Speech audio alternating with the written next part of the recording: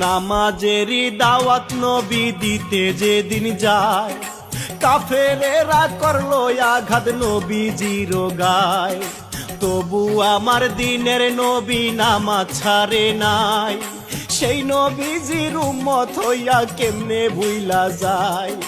পাঁচ ওয়াক্ত নামাজ তোমরা পড়ো গো সবাই, আমি সবারে জানা রোজা রাখিও সবাই।